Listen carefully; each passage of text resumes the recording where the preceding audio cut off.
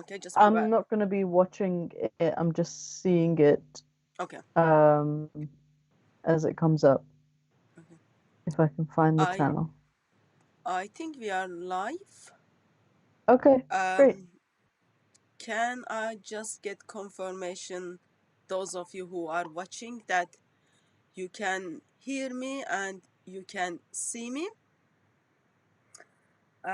Currently, I can hear the popping sound, so that means you should able to hear me, but it will be helpful if I get a quick confirmation that yes, that you can hear me. Thank you.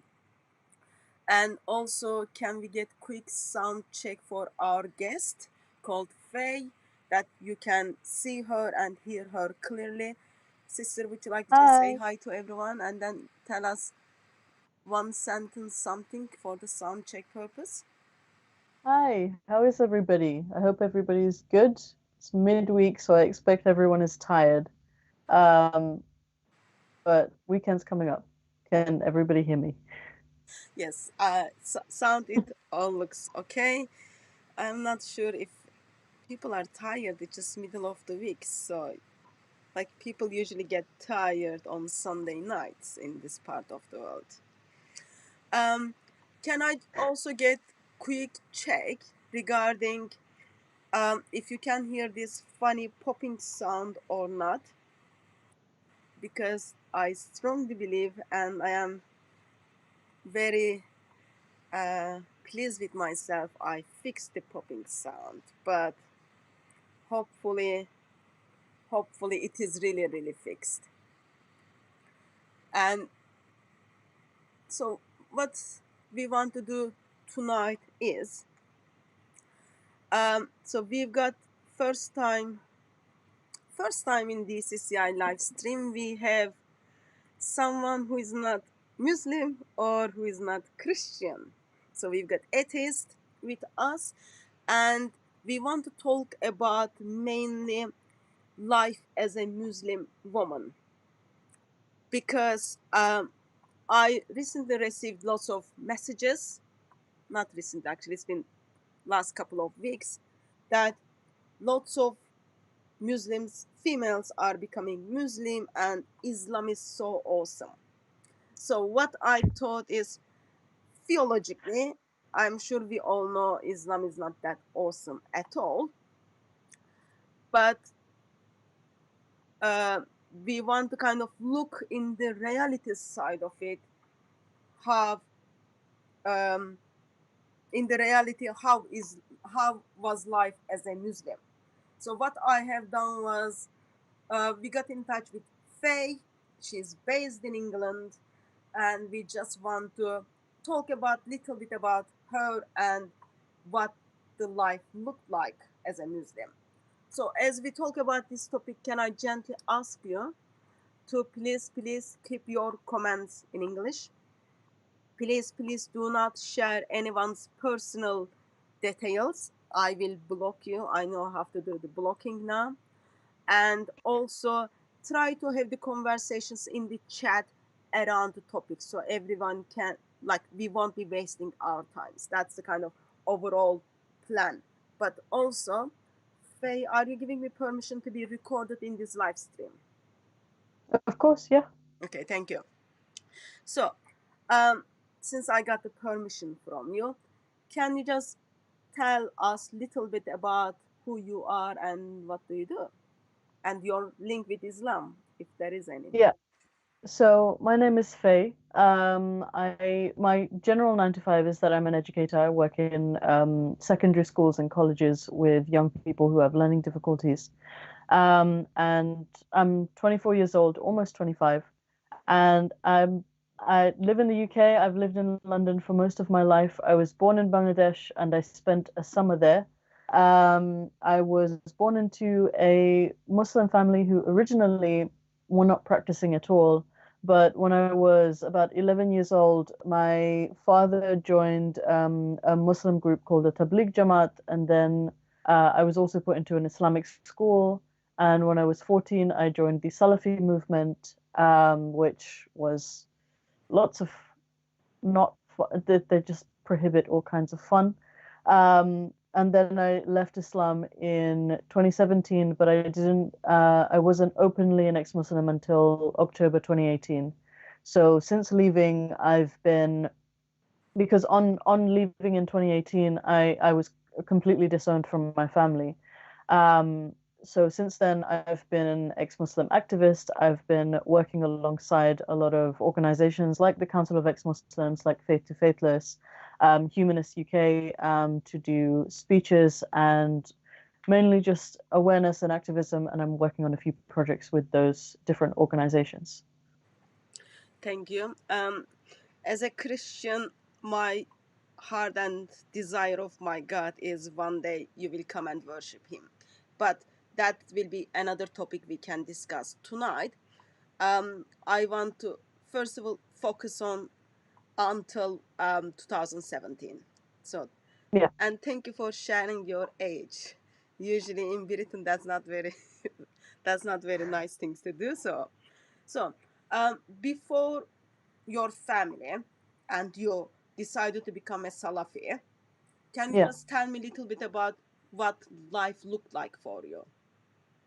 So I was a very young girl. If I'm completely honest, my childhood was it wasn't the best childhood. So I feel like I've blocked out a lot of it. There's only patches that I remember of my childhood. But for the most part, very few women in my family wore hijabs when I was younger. My father didn't pray. No one fasted in my family. We were just Muslim by name. Like when we met people, we would go to Eid prayers and things like that. But for the most part, we weren't praying, we weren't fasting, no one was covering. And it wasn't something that was done a lot. My mother was quite religious, and my mother's family was quite religious because she was from Bangladesh. She wasn't raised here in the UK. And she was religious because her grandfather was an alim in Bangladesh.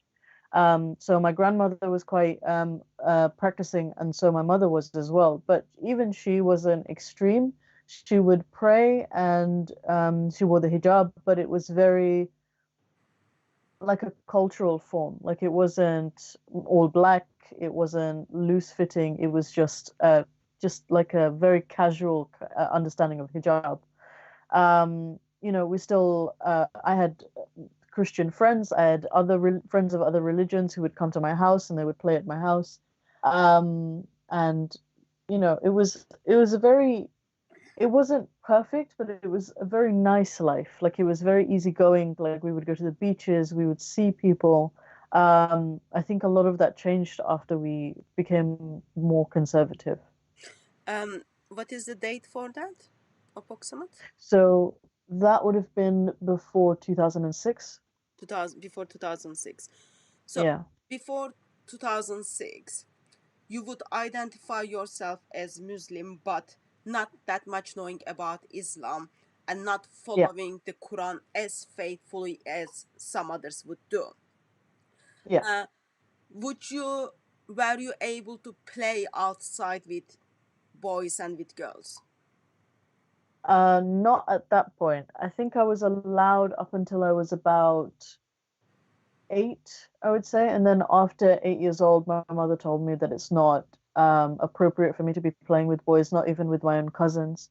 I was wearing the hijab since I was about 5 or 6 years old. So that was already there. But she had told me that I'm becoming a woman and things like that, so I couldn't be playing with boys.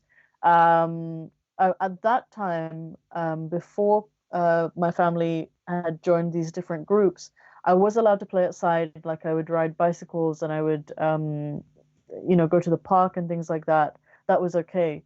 But it was, and I think I was also swimming at the time. Um, but after the conservatism, that wasn't permissible anymore. Okay, and so can you remember to what made your family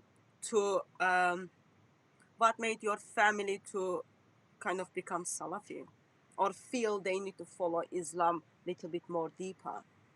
So With my mother, she was always kind of a casual Muslim.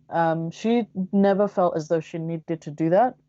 But the main pressure for changing in that direction, and it led my whole family to changing, was my father. And I feel like there were a lot of reasons for it, but I was so young, I don't remember a lot of things.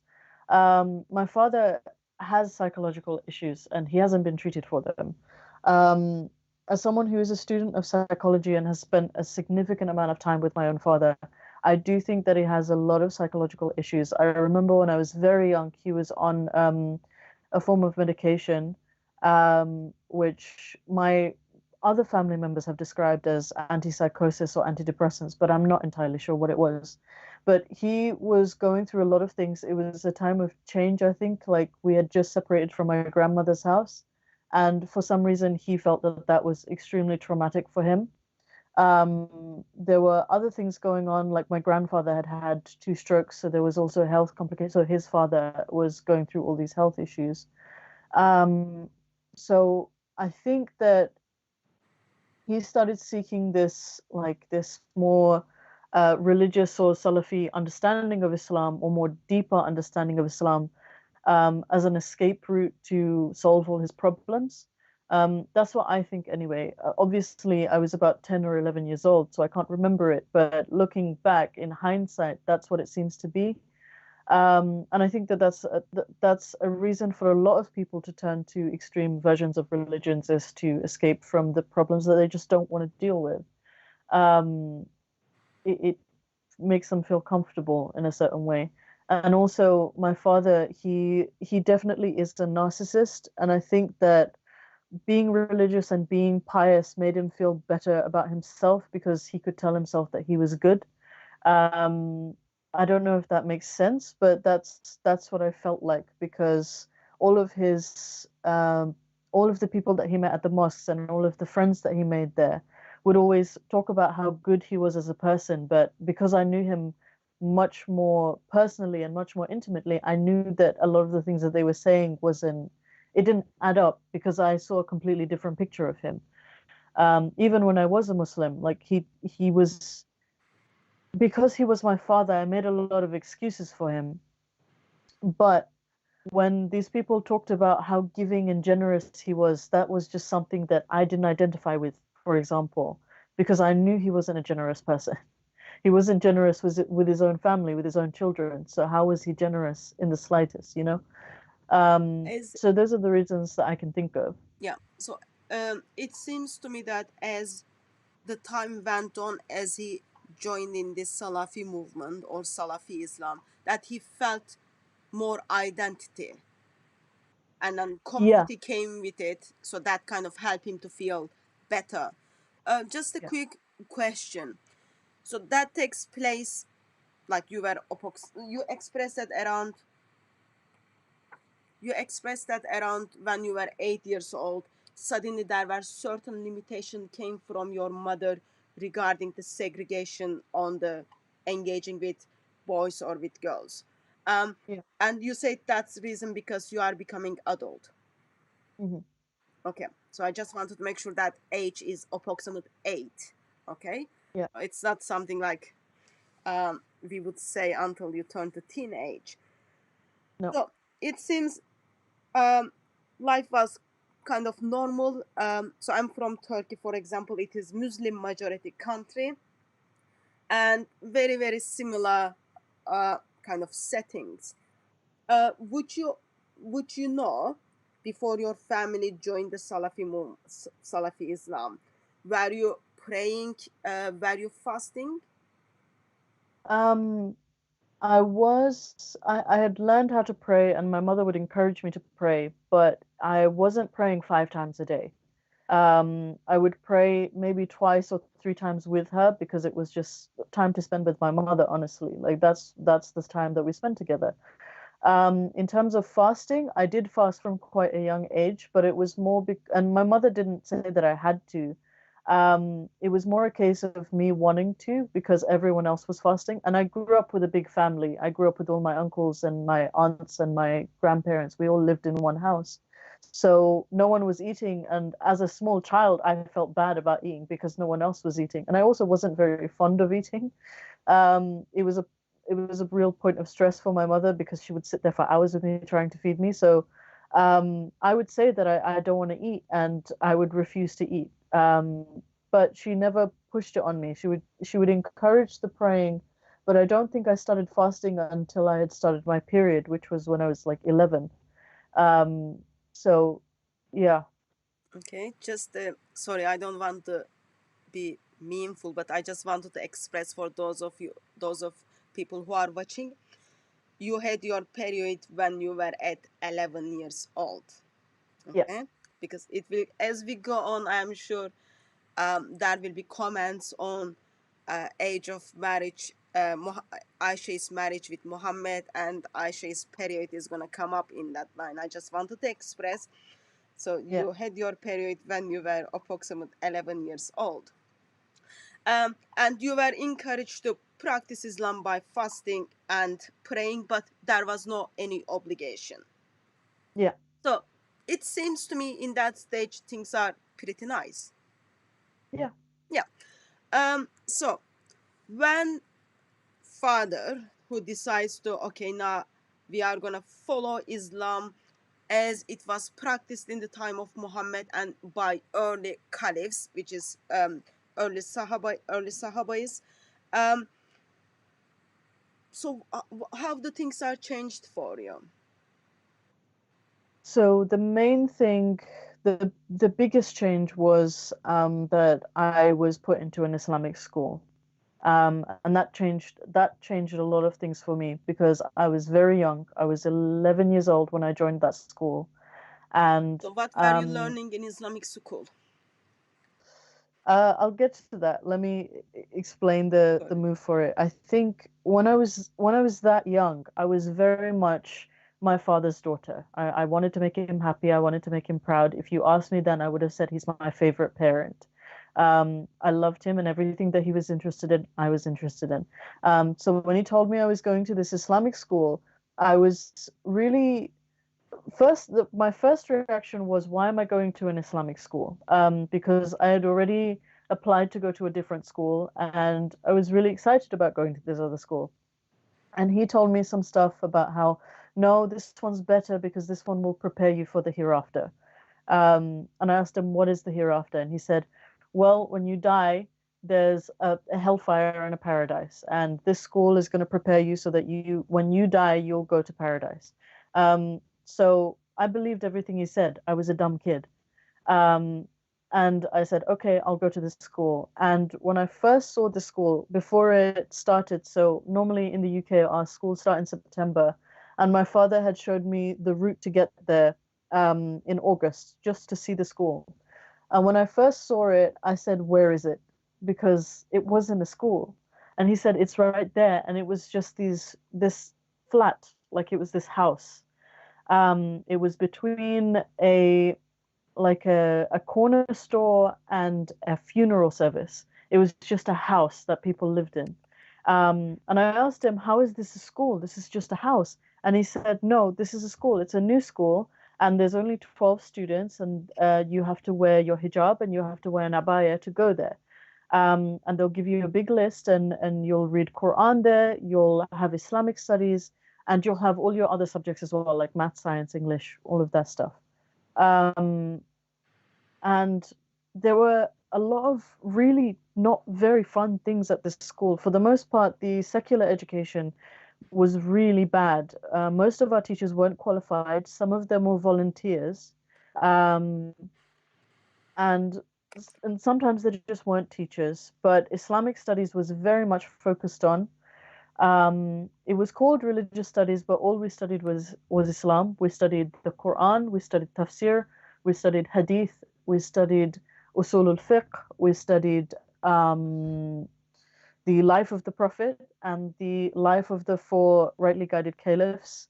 And I think for the most part, that was everything.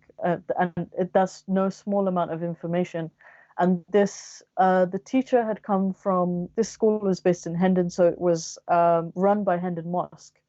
And Hendon Mosque is notoriously conservative. They are run under the Tabligh Jamaat or the Deobandi movement in Pakistan and India and the Indian subcontinent. Um, and that's the methodology that we followed. They taught us from the four madhahib, so Hanafi, Shafi'i, Maliki, and Hanbali, but we mainly learned Hanafi and Shafi'i fiqh. So that's what we learned. We learned about the Sharia punishments. We learned about all the gruesome and gory bits of the Prophet's life. They literally hid nothing from us. Okay. So as you were learning those informations, Mhm. were you being taught from early sources, or it was more like modern sources? It was a mixture. So early sources, we're talking like within the first 500 to 600 years after the Prophet's death, Okay. right? Yeah, so that's what we were learning. We were studying. So I can't remember the title of the book. I think it was the 40 of Imam Nawawi's Hadith, which Imam Nawawi is quite a respected In figure book. in Yeah. Islam. We were studying Bukhari, we were studying Sahih Muslim, we were studying the Quran. We went briefly into the Sahih Sitta, which is the six most like valued Reliable. Yeah. hadith books. And we were learning about the four faqihs, but we only learned the two fiqhs. So of Imam Ahmad, not Ahmad ibn Hanbal. We learned about Ahmad ibn Hanafi and Hanbal, but we learned yeah. about Imam Abu Hanifa and Imam Chef. Shafi'i Okay. specifically. Okay. So We also learned Arabic. um yeah, I remember you helped me out at Speaker's Corner when I needed help with the different Arabic Qurans while back. Yeah. Couple of things you expressed that when your father decided to send you to this Islamic school, you were just a damn kid who didn't kind of question in that time. I think it is very common because your father is the one you trust most. Yeah. All the information he gives you, like they are your family, they are biologically programmed to look after you, they are biologically programmed to take care of you. So you Yeah. are biologically like programmed to trust one another. Um, so I wouldn't say you were damn kid, but you were just like kid who was fall in love with father and with mother. Mhm. So before you went to school, you were just wearing simple hijab. Did your dress code change from hijab to burqa, or were you wearing the same dress code? There was a very quick succession, so it changed from hijab and so it was just like a pullover hijab and just went up to like here, and it changed to like a full hijab and a full abaya. But also after a few months, I actually started wearing the niqab as well at 11 years old. Yeah. Um, and I started doing that because my Islamic studies teacher wore it, and I asked her, "Why do you wear that on your face?" And she said, "Because God likes people who are modest." So I wanted to make God happy, and I put it on. And my mother was worried because she was worried that someone would harass me. And I said, no, it's okay. Like the prophet struggled and the companion struggled, so I'm gonna struggle as well. If that happens to me, it happens to me. And my dad kind of said to my mom, "I'll let her do what she wants." No one talked me out of it, so I wore it until I was about 20, and then the niqab came off. But I didn't take off my hijab until 2018, I don't think. So you were wearing niqab in the sense actually you will be more modest. Yeah, Okay. And of course that means you won't be abused, you won't get attacked, those kind of basic things. Um, yeah. so just want to go back to the Islamic school and education. Uh, as you were taught to recite the Quran, learn the Quran. Yeah. This might be personal, you don't have to answer. Have you ever got beaten because you recite the surah wrong or you didn't do your homework on time? So I've seen other kids get beaten. I was really good at reciting the Quran. I was top of my class. Um, it's I don't know why. I'm still really proud of it because it was a skill that I really mastered because I'd been going to madrasas since I was quite young. So my mother used to take me to madrasas to learn like the alphabet and how to read the Quran. So I've from a young age I've known how to recite it. I've memorized a lot of the surahs or the chapters from when I was like 6, 7 years old. So I had a head start, but in that school I did see others get beaten, but Yeah. not me because I was a model student. Wow. Good. It's rare to meet up with people who hasn't been beaten in these madrasas. And Yeah, there was a segregation, boys and girls. it was an only girls' school. It was only girls. Okay. Yeah. So, as you kind of start reciting the Quran, as you start learning what you've been taught about Islam, can I ask, do you remember what were you taught about non-Muslims and even Christians? Well, we were taught that they were all going to burn in hell. I think that's the main thing. We weren't, because it's still the UK, we were told to respect them and things like that, but ultimately they're not your friends and you shouldn't make friends with them because they could influence you badly. Um, and there were a lot of discussions about Jews. There were quite a few girls in my school who had a very poor opinion of Jews, and especially when it came to Israel, when talking about Israel and Palestine. And they would talk about how the Jews are cursed and Allah hates the Jews and things like that. Um, and we held a lot of assemblies saying that we shouldn't be saying things like that, especially not in public because it's not good. But no one, like, there are ayahs in the Quran that curse the Jews and the Christians. No one ever talked about that. It was just, be kind to people, don't bother people, sort of thing. Yeah. Um, like so far, what I am hearing is, and since you are a very good student in madrasa in Islamic school, uh, Yeah. and you are learning about Muhammad, and you wanted to honor Muhammad in a sense, uh, with the covering up, and you were memorizing the Quran and doing your homework in the intention, yeah, you are there to learn, and actually it seems that you didn't have that much problem with Islam. It is like really, really this lovely religion.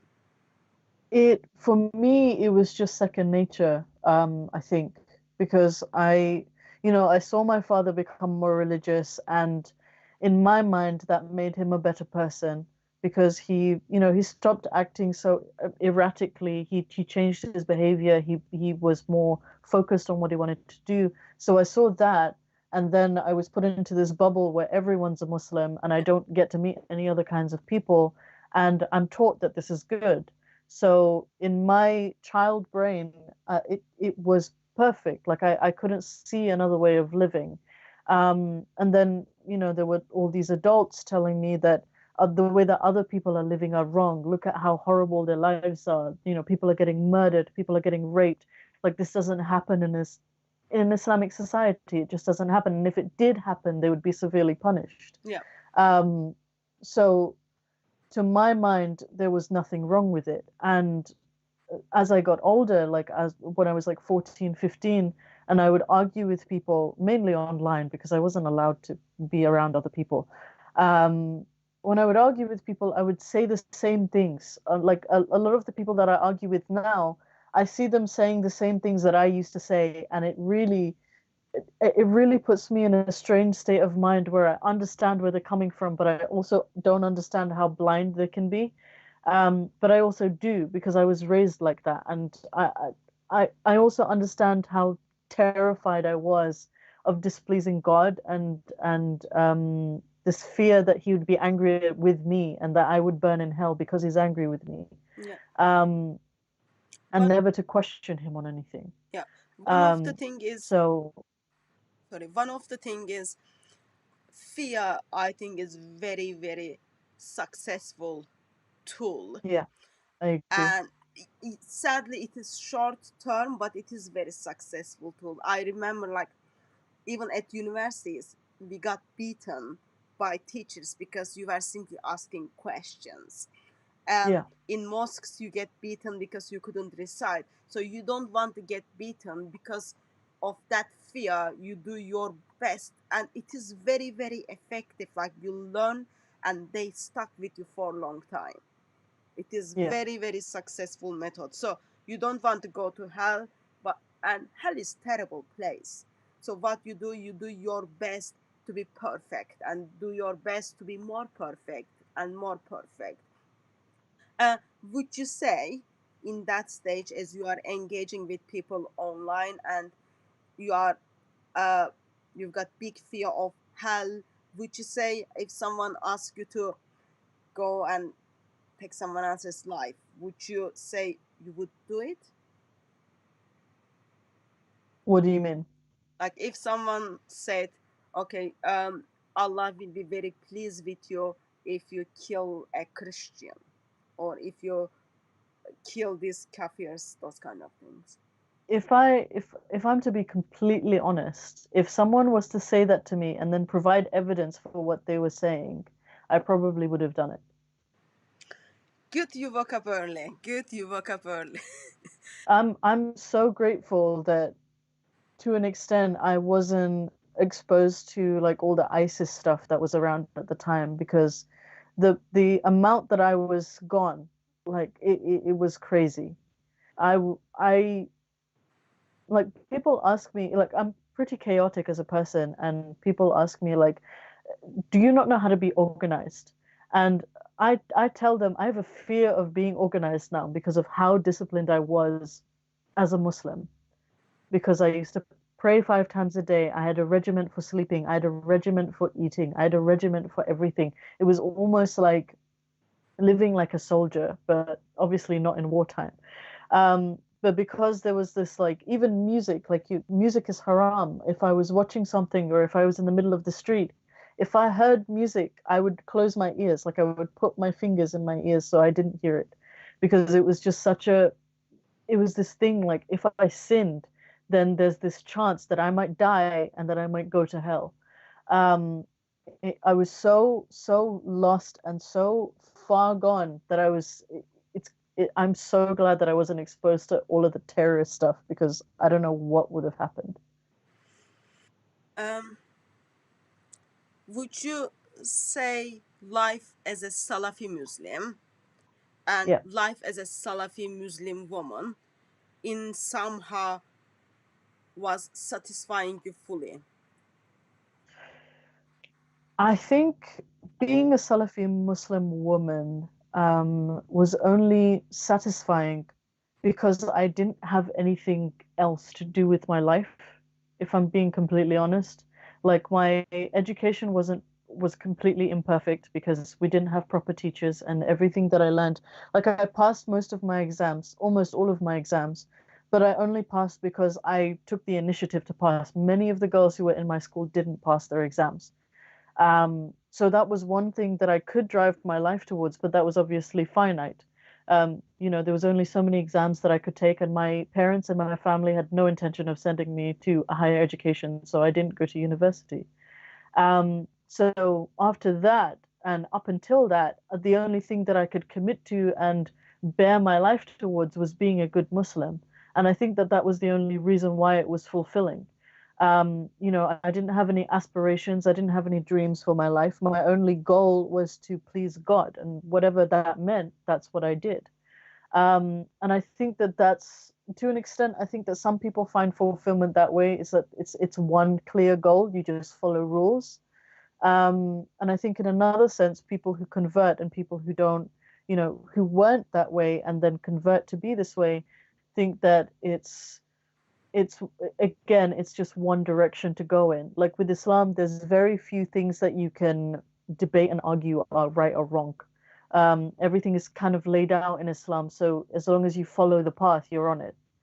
Um, to add to the last point that I was making about the violence thing, the other thing that I remember from when I was a teenager was that I used to idolize these warring characters. So Muhammad himself was a warlord, but there were other characters within his story. So like Hamza, his uncle, Khalid ibn Walid, some women like Nusayba bint Khalaf, and a few others that I've forgotten now. But I used to idolize those people who used to go and fight. Like those were it was a very romantic idea in my head because as someone who had never faced a true struggle in life, who had never understood true violence and true war, there was no other way for me to picture it except how people were presenting it to me, which was in a very romantic way. Oh, these people died for what they believed. They were martyred. That was something good that you did. So that idea in and of itself is the dangerous one, and it was one that I was drawn to. Yeah, and especially if you are not encouraged to question things, it's Yeah, all it's all so awesome, so beautiful, and you want to be actively part of it. Um, yeah. there Oh, is there is a question. I will come back to that in a bit. You said probably your family wouldn't send you to higher education. Um, did you ever ask them why wouldn't they send you to go to university or high school? I, I, I did because I'm an active student. I love learning. I've always loved learning. I think that's why I felt so far into the Islam hole was because I liked learning about it. Um, and I did ask my father like if why won't you send me to university? Like why can't I go? Because it would at that time it wouldn't have cost him anything because the government would have covered it. We would have gotten a grant. I would have been educated for free. Um, and he said it's because there are no segregated universities, and he was afraid. He said that a lot of people who go to university lose their faith, and I should prioritize my faith, and I should focus on becoming a good wife and a good mother, and not focusing on getting a job because a job was a man's thing to do. Men bring the money home, women look after the kids. And I asked my mother who actually did go to university, but I didn't find that out until like the last year of her life. I asked her, and she said, "Well, if you're not going to become a doctor or a teacher, then there's no point in going to university because what else are you going to do?" Um, Sadly, that is still reality in lots of part of the world, that you cannot get education because you are woman, and because Yeah, it all goes back to the teachings of Islam. And aim is soon after you kind of finish the madrasa, finish the Islamic school, you will get married, make babies, and then make more babies, and then make more babies. That's the kind of plan. And as you are making more and more babies, in one point you will improve your cooking skills. That's all it is. well, It I've is been cooking since I was like 12. So I mean, uh, yeah, it's kind of part of the world, part of being woman in Islam. yeah. Um, I remember uh, someone, for example, she was burned with hot water as Mm, like teenage, and mm. all of her leg was like first degree burn, and her skin kind of had a water under the skin. It was like awful, and she was not taken to hospital because she was teenage, and there was a possibility she will be treated by man doctor. Therefore, like she suffered for like over a month with lots of um, medicines like apple, uh, um, candle, lots of different things, because if she's taking to hospital, man will see her leg, and that is inappropriate, and she's teenage. Yeah. And we know applications of education. So when you go to university, when you go to the school, suddenly your brain will start thinking and new life will come out. And good thing is now, even though education is not acceptable, there is internet where people can have access to lots of informations. um, Yeah. so what happened with all this lovely is, have you okay, this is another personal question. Hmm. As a Muslim, have you seen domestic violence? Was that common in the community? Within my own family, I have to be completely honest, we didn't integrate a lot with communities. We stayed with our family. Yeah. If we did integrate, it was just with people in the mosque. And the mosques that we went to later on didn't really have a policy for beating up kids. I just didn't see it in the mosques that we went to later, which is good. I'm glad that they took that out. But within my own family, I saw a lot of domestic violence. Mainly with my brother, and it was pure, almost always religiously motivated because my brother he wasn't the keenest prayer, he wasn't the best at reciting Quran, he wasn't he wasn't as interested in religion as I was. So he would, and if he did something like rebellious as a teenager, he wasn't the smartest, so he couldn't hide it, so he would get caught a lot. So whenever that happened, my dad would beat him like really heavily. Um, and it was and that's been happening since I was like a little kid. Yeah. Um, I don't even remember when it started, but I remember it's some of my earliest memories is my brother being beaten. He's only 2 years younger than me. Do you think is it effective way of training your child uh, by beating? End of the day, Oh, you are in education. absolutely not. I think that, well, the thing is, the things that you learn when you're afraid, you only learn them because you're afraid, not because you're sincere. Yeah. And I think that with education, there needs to be sincerity.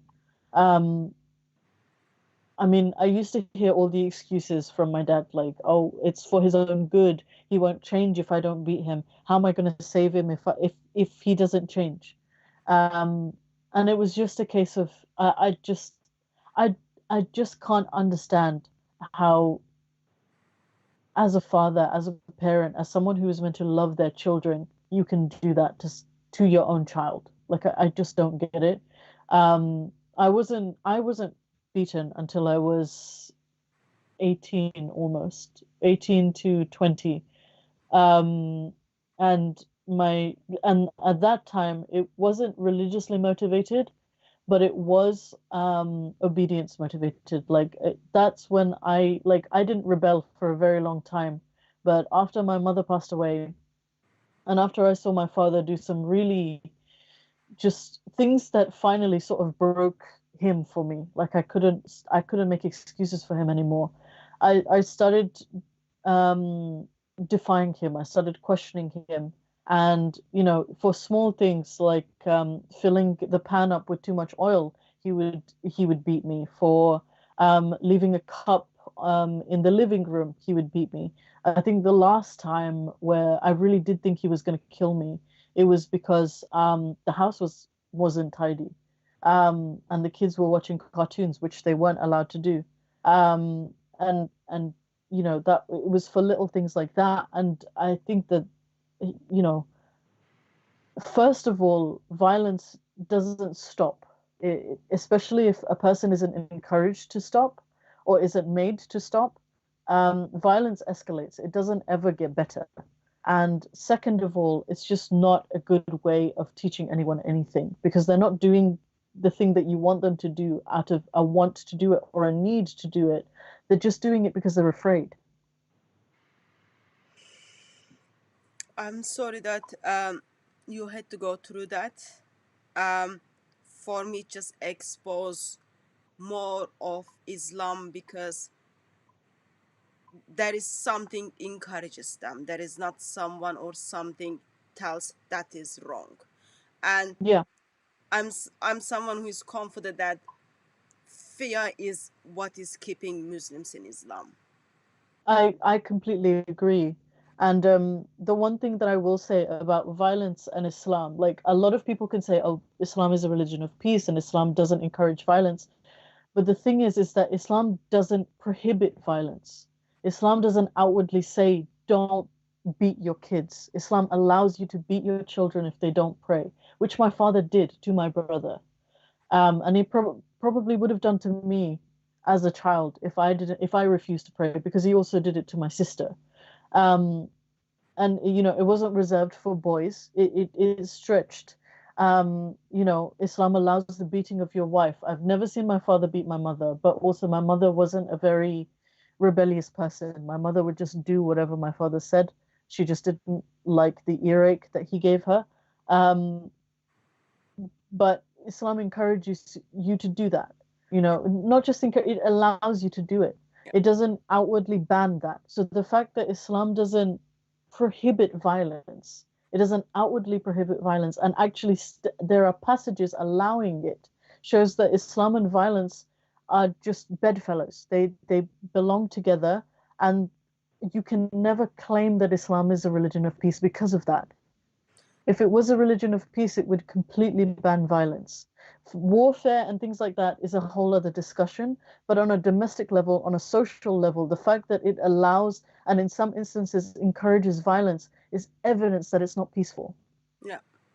And when we look at the teachings of Muhammad, we see, as you expressed, that children were beaten because they did not pray, or they did not recite the Quran the way it was supposed to be stuff. So it is something rooted in Islam, and since it was practiced by Muhammad in the time of Muhammad, in presence of him, therefore it is acceptable. Um, what went wrong? Why, like, oh, sorry, before that one, just one more question. Sure. This is personal again, you don't have to answer, and I apologize to those of you who are watching for the question. So in Islam, females cannot fast and pray when they have their periods. How were you able to understand that, and how did you kind of deal with that after death of your mother? Because if your mother is there and if you are not praying or fasting, she is the one who tells your father why you are not fasting and praying. So how those things I worked was out? I was very, very open with my father. We used to talk about a lot of things in depth because he, even everyone in my family found it weird. Because me and my father, we would talk like we were friends. And I think for a time we were. I genuinely feel like I was my father's only real friend. Because he would see people at the mosque and he had my relatives, but he wasn't close with anyone but me. And we would talk about everything. And if I wasn't praying, I would just tell him I'm on my period. We had lengthy discussions because he was also preparing me for marriage. We would have lengthy discussions about what was allowed in marriage and what wasn't, sexually and things like that. We were very vocal about when it came to Islam, we talked about everything. And you'll find that with Salafi Muslims, they're not shy about things like that. They will Yeah. talk about things like that quite openly. Okay. And so you were talking about marriage, you were preparing for marriage. Did you date it with future husband? How did that happen? No, that's Did, haram. did you did Um, you see him? Did you know his name? so I've been proposed to a few times. The first time I was proposed to, I was 15, and the man who proposed was 26 years old. Um, I saw him, I met him. I don't know if he knew I was 15 years old. He seemed very uncomfortable from what I remember. And he refused to marry me because he did istikhara and had a dream that he saw me in fire, which, I mean, it probably adds up now, if he was watching my videos now. But since then, I'd been proposed to a few times. I've never dated. I've only ever seen the people that who were proposing to me or I was proposing to once. I would meet them once, and then usually they would decide not to marry me. I was never asked. It was just assumed that I would marry whoever had me. Okay.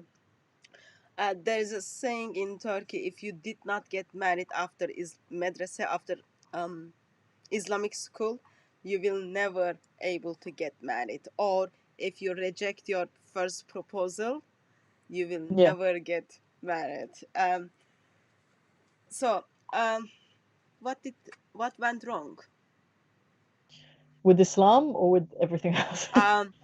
With you to be fell in love with Muhammad, with you to fell in love with Islam.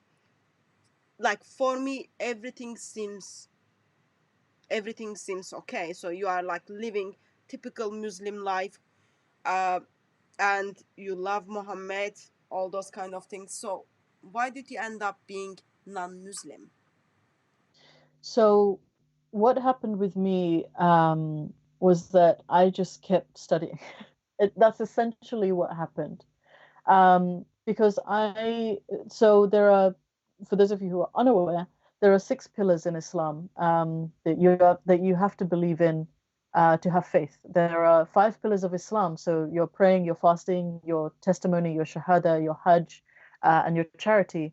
But with faith, there are 6 articles that you have to believe in, and that's Allah, His messengers, His books, His angels, the last day, and in predestination.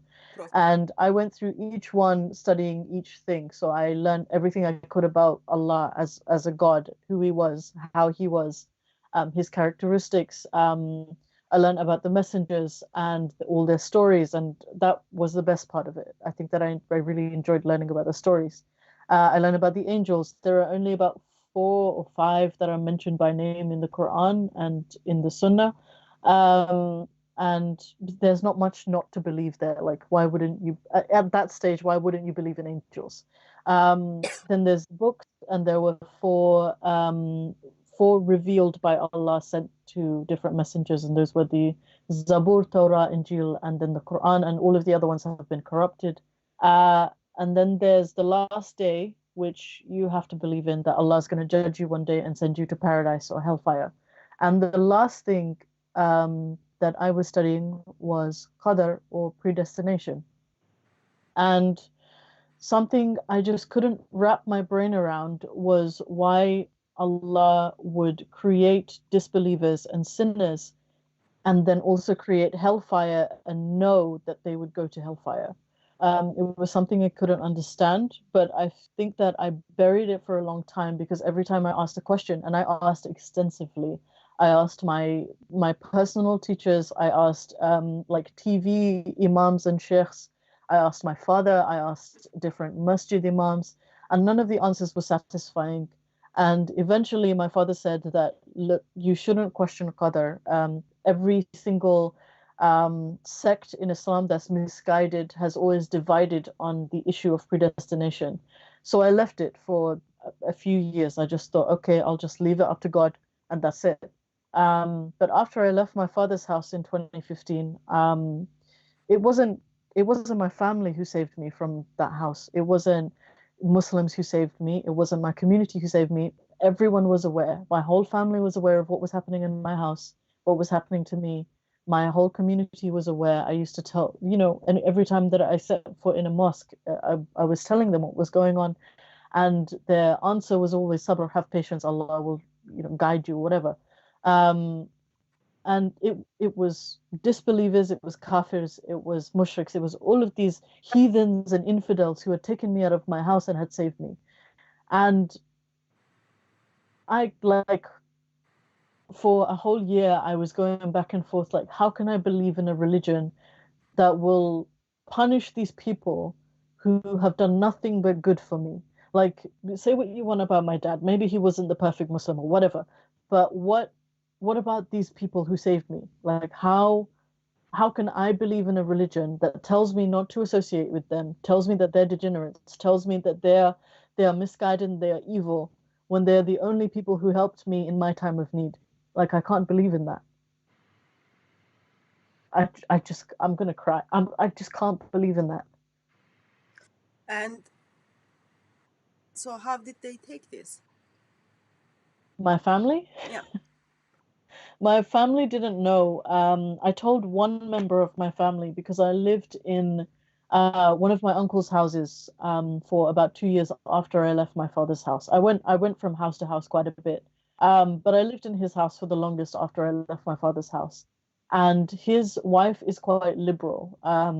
So I had told her early on, and her immediate response was, "You need to get married, because our family is not going to stand for this. But if you're married, then you'd be protected."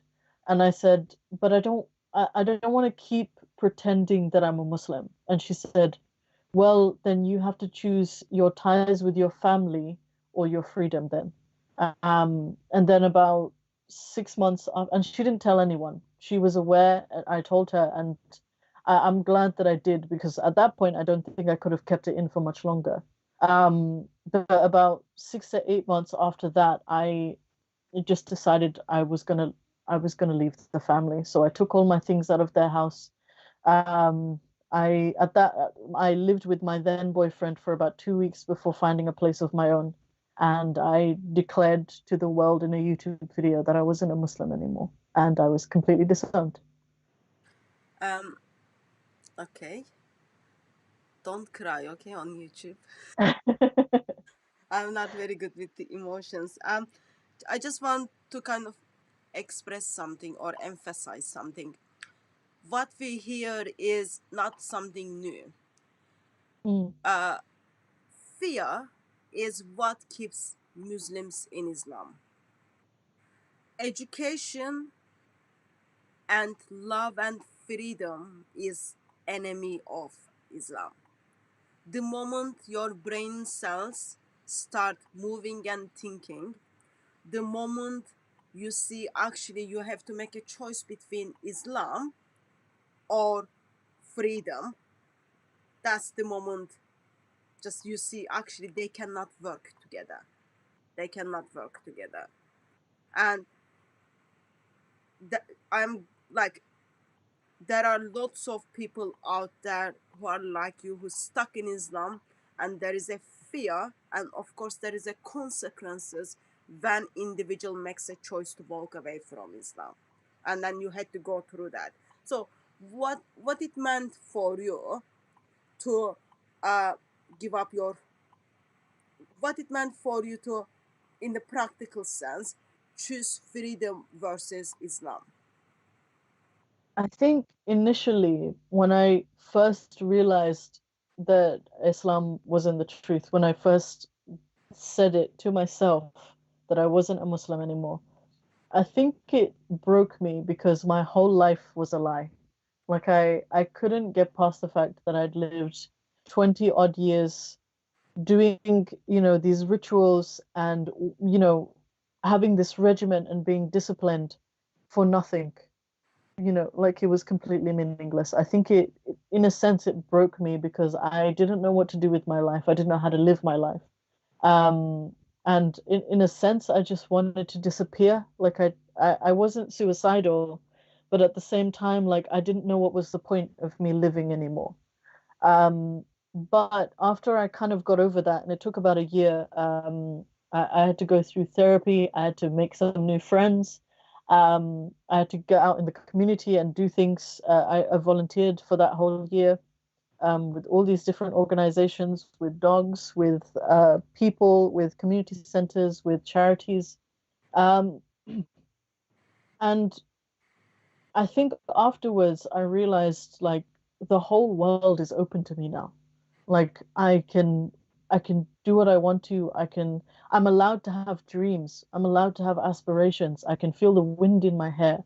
And when I say this to people, they think, "Oh, well, that's small things. Everyone has that." And my issue is that I didn't have that.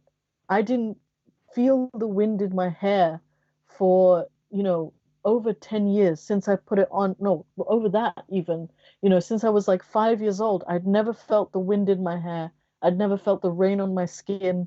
Like I just didn't have that. And it's such a simple thing to want, but I didn't know I wanted it. Um, I'm currently doing my degree. Never could have done that if I stayed a Muslim. Never could have done that if I stayed in my family. Um, I can choose the person I want to be with. It doesn't have to be someone my family chose. It doesn't have to, or also doesn't have to be someone from my country, from my background, which isn't an Islamic thing, but is a thing that my father would have wanted and something that my family would have wanted. um I'm free.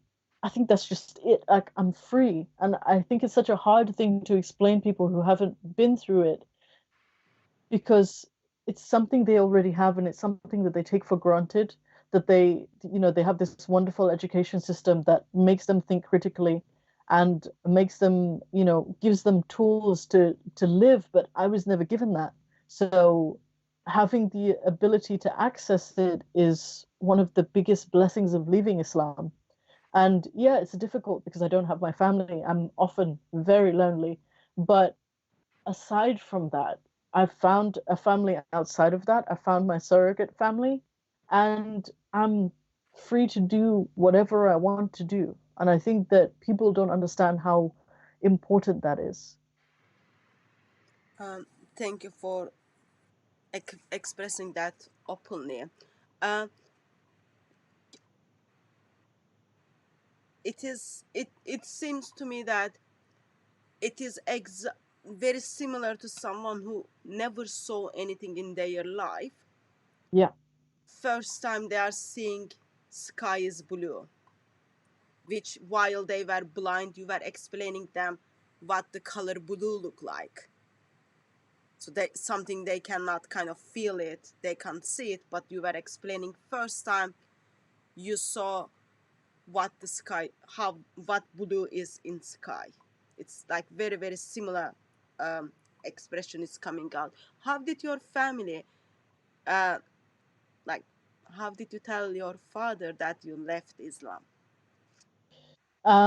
At that point, I was on bad terms with my father because I had left his house in 2015. The police had to take me out of his house because he almost killed me. Um, so at that point, I didn't have any contact with him, but my family's general reaction, and he hasn't had contact with me since. My extended family has tried to force us into conversations, but or even contact, but I honestly, at this point, and even at that point, I didn't want any contact with him. I'm not ready for that kind of contact. I don't know if I'll ever be ready for that kind of contact, but um, I mean, only the future can tell that. But the general reaction of my family was that they immediately, um, so the first thing they did was ban YouTube in all of their houses. And the only reason I know that is because I have contact with a few of my cousins who told me that. So they're not allowed to access YouTube anymore. And the second thing was they started speculating. They said that I left Islam and I abandoned my family to marry a white boy, and I'd run away to to live with him or whatever. They said that that I did this because I was cursed or I was misguided, and that I just want to be like the kafirs, and I want to be a degenerate, and I want to have fun and party and all that stuff all the time. Um, that was the general reaction. I still get comments from them on my different social media platforms from time to time telling me that I'm a whore and I've let my mother down and my mother's dead, by the way. So it's a big thing for them to say something like that. And that I've abandoned all my siblings, and that my father was right to beat me and things like that. Um, so that's been the general reaction. There are members of my family who are better and slightly more understanding, but just can't do anything at the moment because the pressure from the more extended family is just such a huge consensus of she's evil, so you should avoid her. Um, I just received a message. Someone sent me a picture of you when you were Muslim, which apparently you shared on Twitter. Yeah, Uh, would you be happy for me to share that on YouTube? yeah, go ahead. Okay, but um, I don't know how to do that because came in from Skype. So let me just I'm not see. sure how to do that. Let me see. Uh, can you hear me? Yeah, I can Okay, hear so you. you are here. Um, so I will just share that picture. But living Islam cost you. Living Islam help you to gain freedom, but it Yeah, also cost you all you had, your family, your community, your relationships. yeah, And it is hard because uh, the family whom you love, whom they loved you, they cared for you, now because of your belief, that now you don't have them. Yeah. I recently heard that my grandmother said that if I was in Bangladesh, she would burn me alive. So I'm glad I'm not there. Um, but yeah, I think leaving Islam, even just becoming more liberal, taking off your hijab, it comes with a really heavy price, of you losing your family, of you losing. And if I'm being completely honest, love was another one of those things that I only discovered after leaving Islam. I didn't know what it was. I doubted it existed before because my family was never really loving. And I couldn't really say that when I was a Muslim because I didn't know what it was. But in hindsight, now knowing and having felt love and knowing what it is, they were never loving. They were just they were just constantly giving me tools of how to be a better wife and how to be a better mother. Like that was it. They were just like brain dumping all this information about how to cook better and how to dress better and how to, be more girly. And I was never really a girly person growing up. I always liked boy things. So it was like trying to erase that. And like I enjoyed sports and I enjoyed like action movies and things like that. And it was trying to erase that and make me more girly and make me more appealing to a man, teaching me how to clean, like instilling this OCD mentality into me. Um, and that's all that all of those relationships were. And if I can be completely frank, I honestly don't miss most of the members from my family. I just miss having the concept of a family, Yeah. if that makes sense. Like um I miss more the concept of, oh yeah, that's my family. If I fall on hard times, they'll support me, which evidently is not the case. But I don't miss actual members of my family most of the time. I can say that I miss my mother because she's passed away and I can never experience her again. But other members of my family, I don't feel any kind of like even familial relation to anymore because they were never really there for me. so on the YouTube now, people can see your picture, so don't be surprised if you see your picture on YouTube. That's um fine. what what is the most those are personal questions, and I don't like want to kind of put your life in danger extra. um what was the most amazing moment you remember with your family as a Muslim? I think, what do you mean by amazing? Like a happy moment? Yeah, for example, um let me put in different way. So you left your family because you didn't want to be Muslim. How Yeah. was first Ramadan, and how was iftar? Um, After I left Islam, or before I left Islam, because iftar and After you left Islam. So my understanding is, iftar, like that, breaking the fast is very big deal in Muslim community. So you do yeah, with your family. Mom's job is to, she wakes up in the morning and she just prepares food for evening, and then that goes on for 30 days. And the yeah, conversations, um,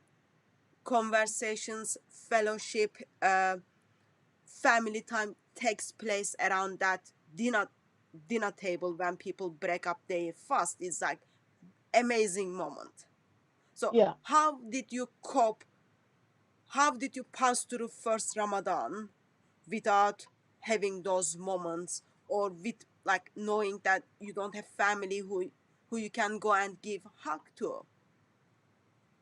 Well, I think the first Ramadan I experienced as an ex-Muslim was tough because, well, I would say all of last year, because it's only been a year since I left my family, all of last year has been tough because it's just been me by myself, um, just trying to do everything and also trying to learn how to live by myself. But the first Ramadan, because I also have Muslim friends at work and in my personal life, and they'll tell me that they have iftars and things, and they know where I come from. I don't tend to hide things among my friends.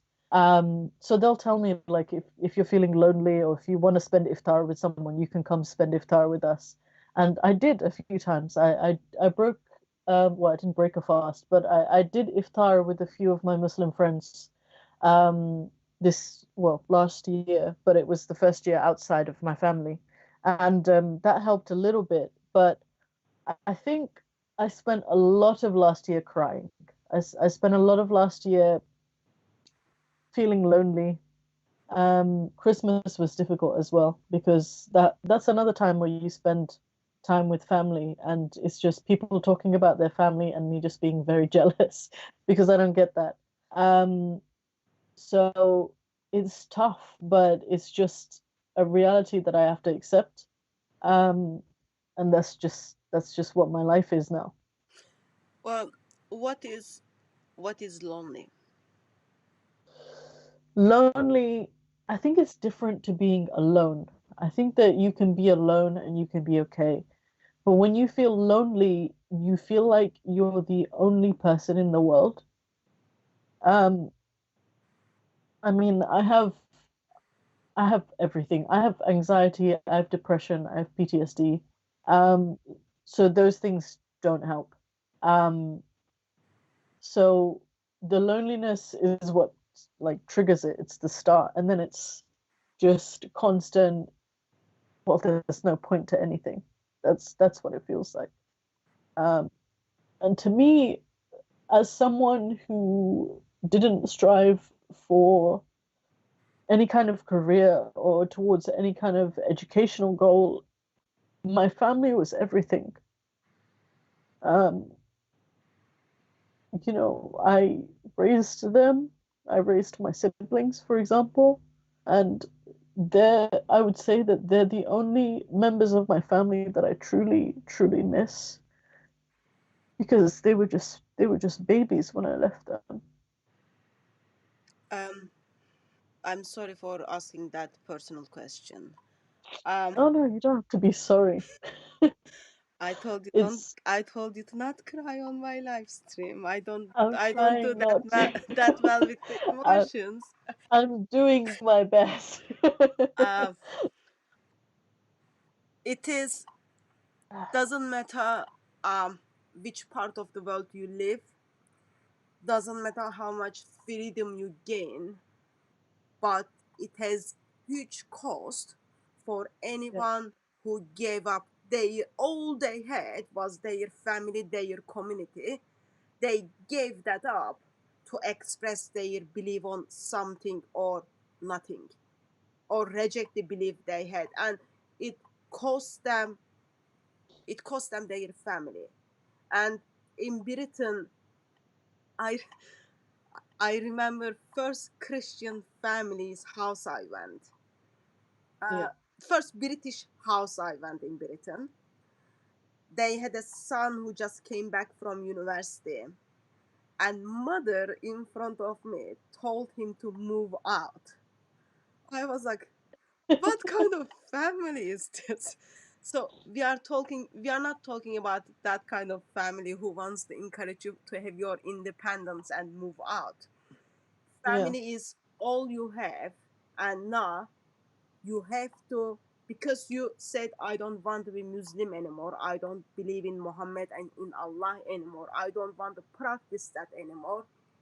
The ones who Also, I looked didn't want after to get you, married. they, yeah, the ones That was another who big looked thing. after you, they don't want to do anything with you. Yeah. And those of you who are watching, uh, doesn't matter if someone who left Islam is Christian or not Christian yet, I want us to be aware of their needs of another human who loves them and who cares for them. uh, Time of family times are very difficult for those people. If they are Christians, for example, Sundays are very difficult time for them because Sundays is in the body of Christ in the church. It is the family time, but they've got no family to go. or all other activities, like you come home that you've got no one who says, oh, I was waiting for you to have the dinner. um, those things are hard, so please be aware of them and uh, look out for them intentionally and pray for them and step in when there is a practical need. um, just one question on family again, but please tell me that if you don't want to answer the questions. Um, Okay. when you were told if you were in Bangladesh, they will burn you because you are not Muslim anymore. Uh, how did that make you feel? And today, do you remember the uh, sound of that voice that your loved one looks at you and then says, if you were in Bangladesh, you will be burned because you left Islam? I think when it first started happening, so I want to say like a year or two ago, when people started noticing that I wasn't as practicing as I used to be, because I had left Islam in secret, but I hadn't told anybody. When I first started hearing it really got to me. But more recently, so this I heard on New Year's Day, and it wasn't directly told to me. Someone had told me that my grandmother said this. I think it would have been different if my grandmother had said it to me directly, but even then, I don't think that I would have reacted at all. And the only thing that I did when this, I can't reveal who it is because she'll get in trouble, but um, this family member who did tell me, um, the only reaction I had was to laugh because like I don't know what else I can do. I'm not in Bangladesh, but I know I can't go back now because that's a safety hazard. But I don't know. I think that a lot of the time when my family members reach out and they leave me these lovely messages, there's very little I can do but sort of read them, send them to my friends, and laugh at them because even though I'm out of the family, even though I'm disowned and they want nothing to do with me, all they can do is think about me and talk about me and leave their comments about me. I don't know, like when I disassociate from someone, and I haven't done it often, but when I disassociate from someone, I stop talking about them, I stop thinking about them. They're no longer in my brain. But for some reason, even though I'm apparently not a part of this family anymore, no one is allowed to have contact with me, and I'm cursed. Like you're not meant to even be thinking about me. They can't stop talking about me. And I think that that is hysterical. I think that that's so funny.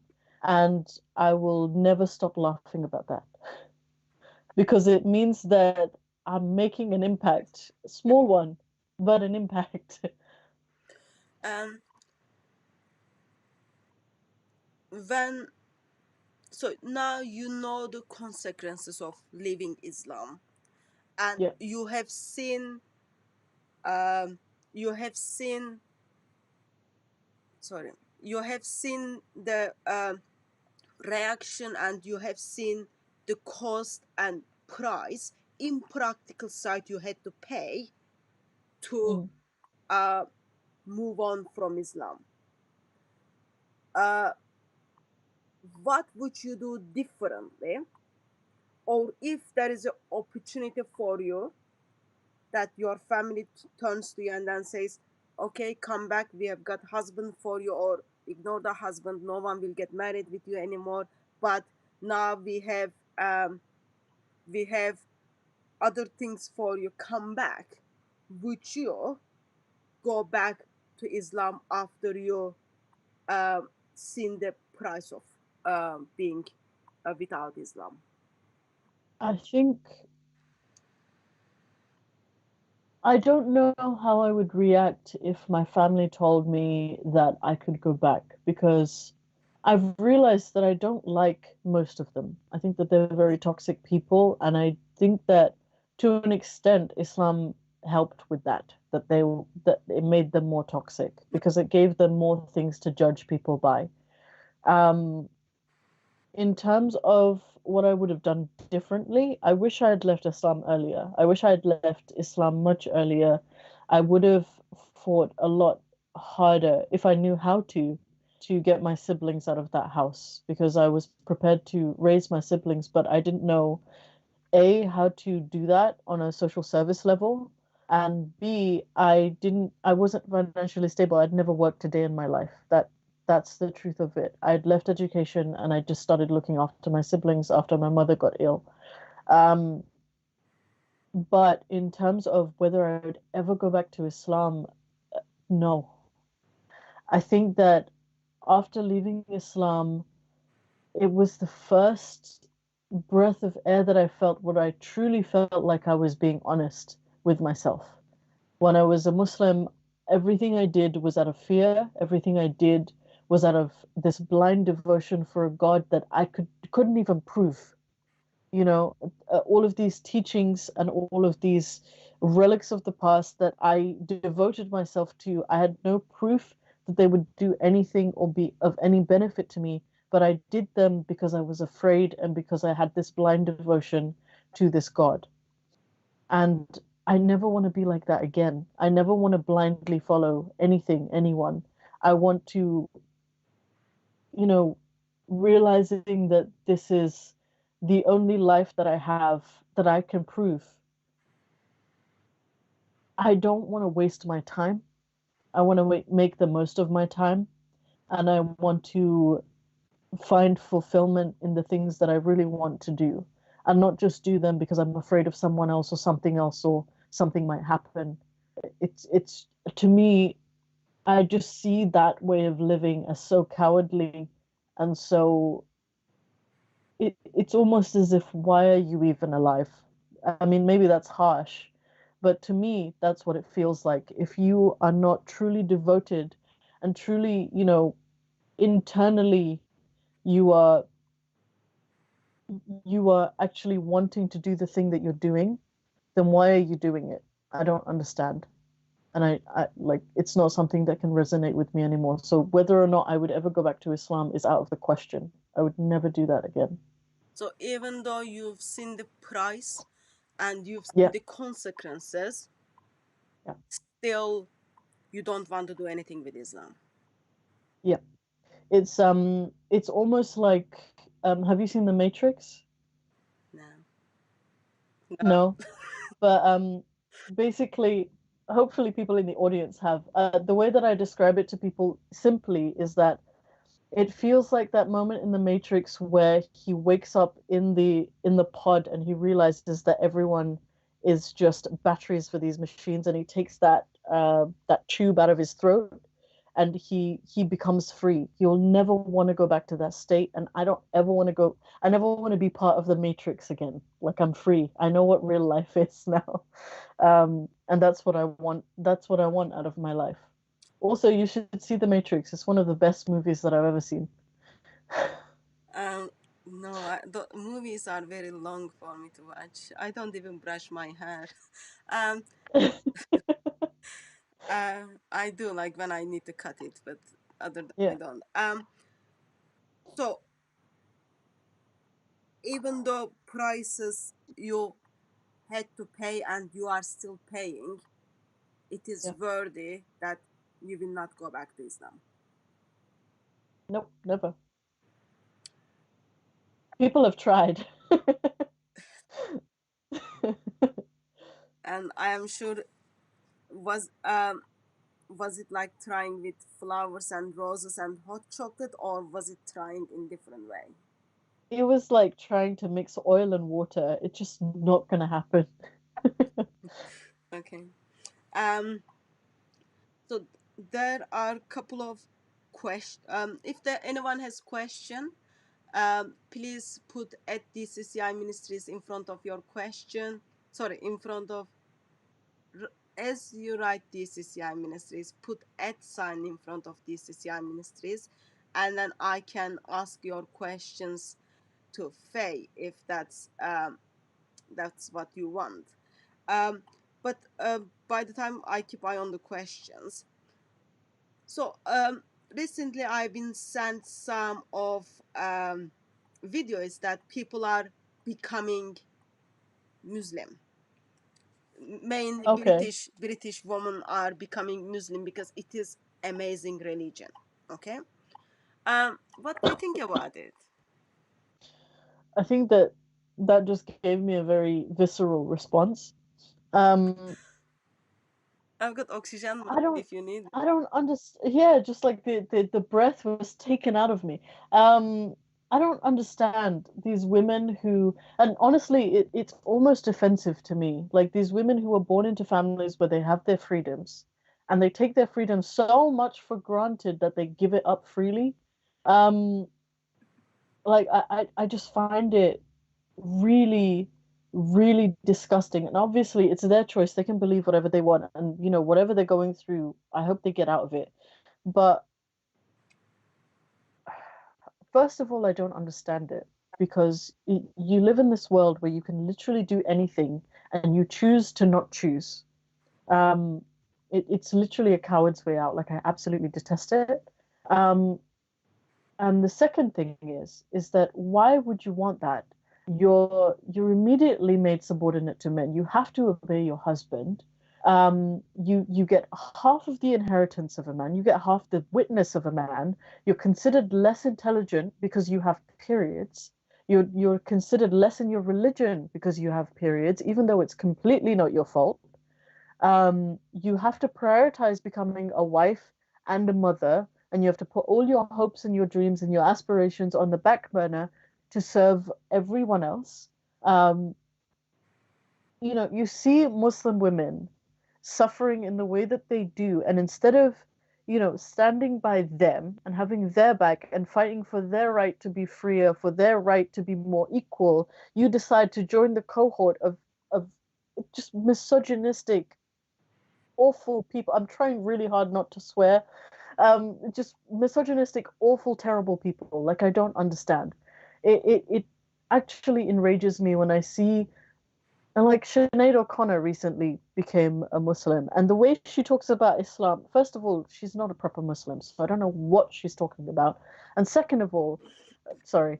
Second of all, the way she talks about it is just so ignorant and so uneducated.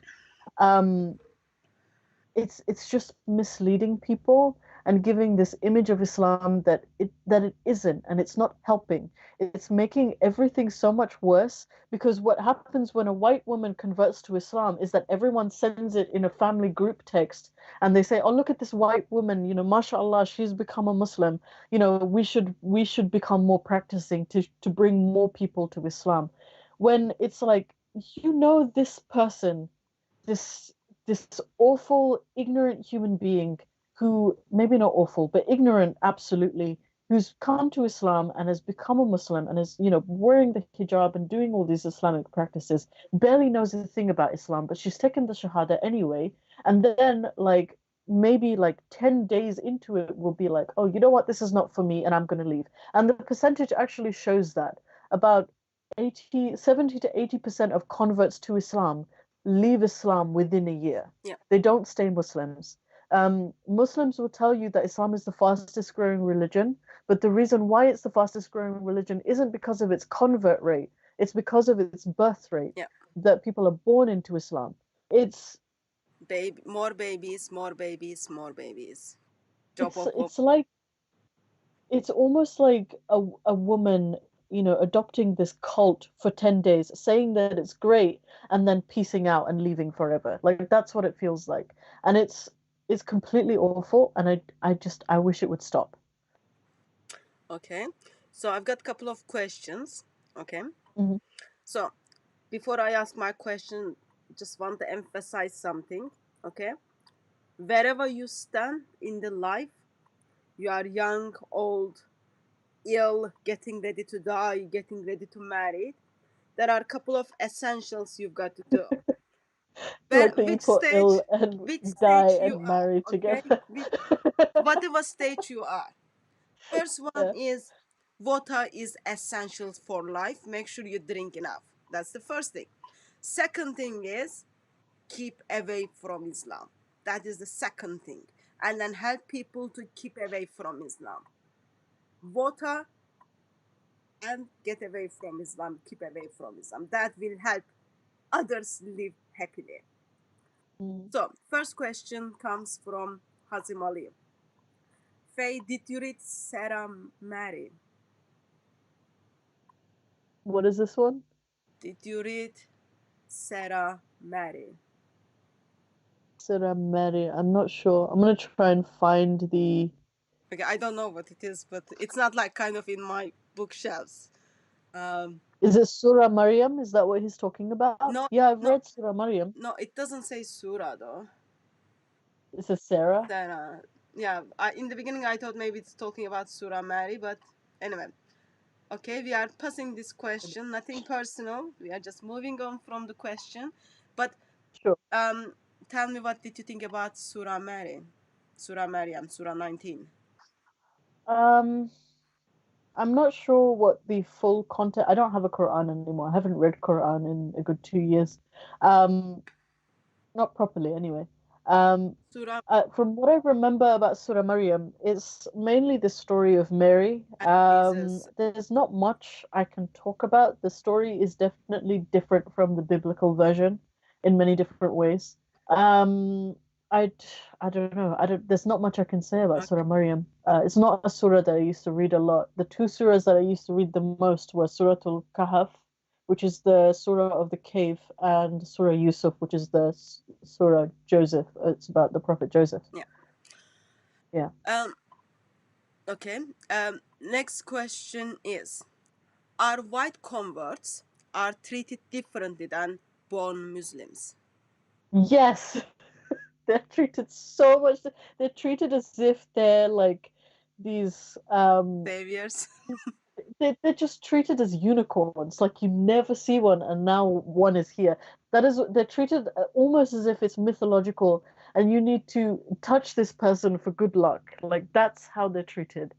Um, Born Muslims, even though they'll say, "Oh, I'm so glad I'm born a Muslim," because it's so unlikely that you'd be born a Muslim. And they're lucky in that way. Converts are treated as though, they were pulled out of like tar or something. I don't know, like they had their life, they had a near death experience and they were saved. Um, it's I don't know. I think it's this bizarre case of racism because I haven't even seen black converts treated like that the way that white converts are. Um, there was a Hajj group that recently posted these pictures of converts who had gone to Hajj, and they were all white converts. No black converts, no mixed race converts, no Chinese converts, no South American converts, all white faces. Now you tell me what that's about because I don't know. Because from what I've been told, all people are turning to Islam. So why isn't there more representation of other people? Because it is very awesome religion, and teachings is double awesome. Just disgusting. I hate it. Ugh. Um,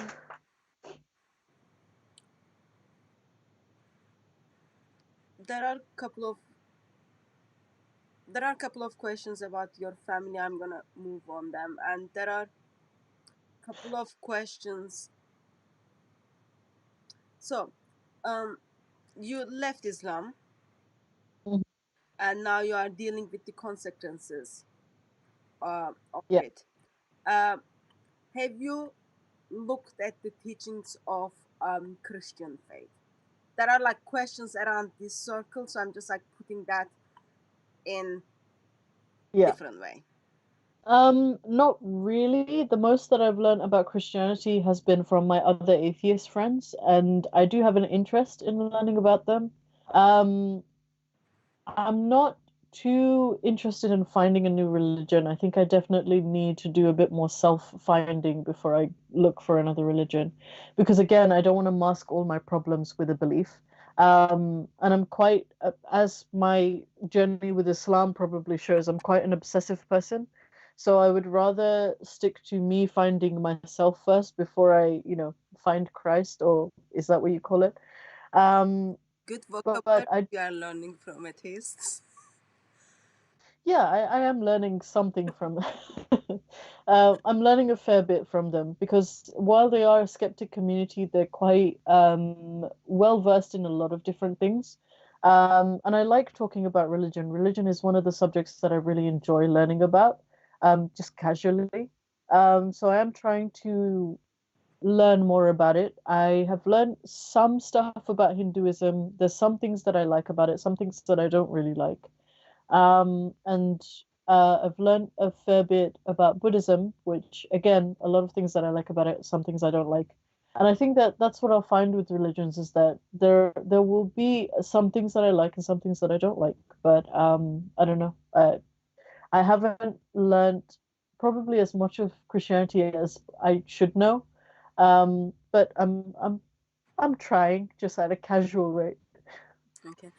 It is something I guess we will be disagree, even though we have agreement regarding Islam.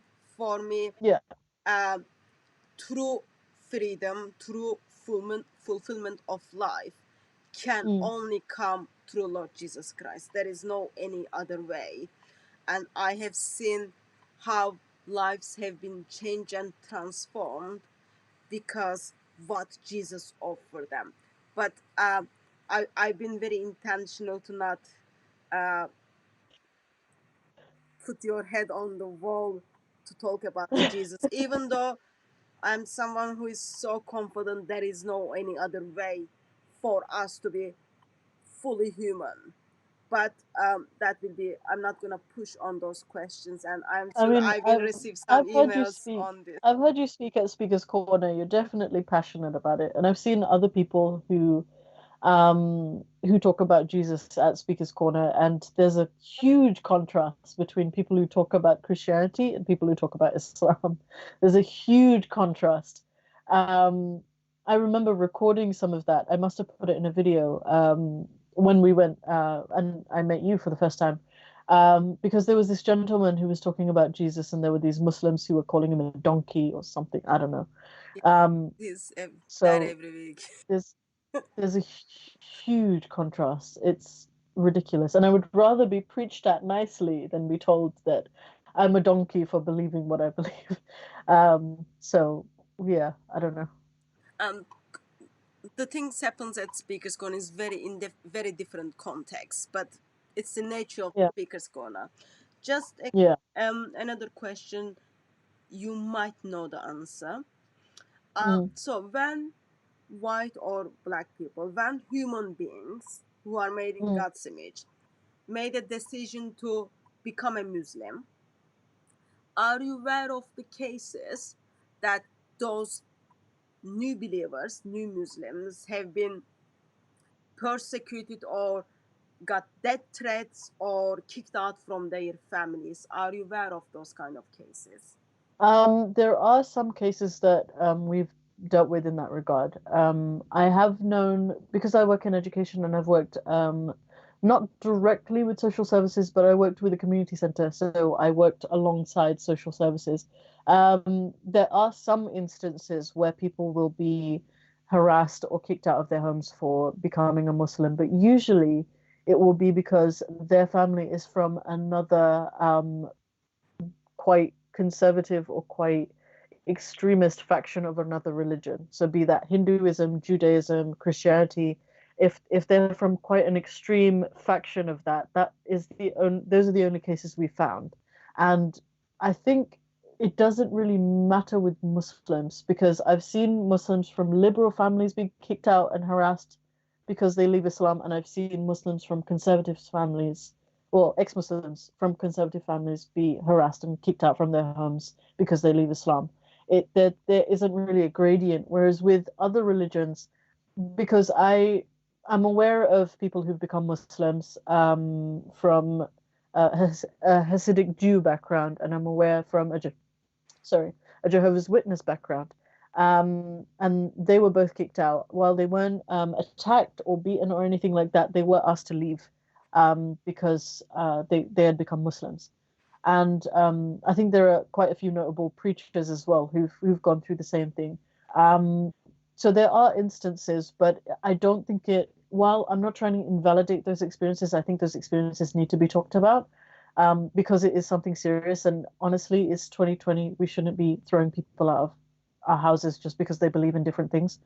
Um, but it kind of shies in comparison to the rate that Muslims will throw out their kids because they're gay, because they want independence as women, or because they have left Islam. It just doesn't compare. The rate is way higher with the Muslim families. Yeah. And just a Christian point on that.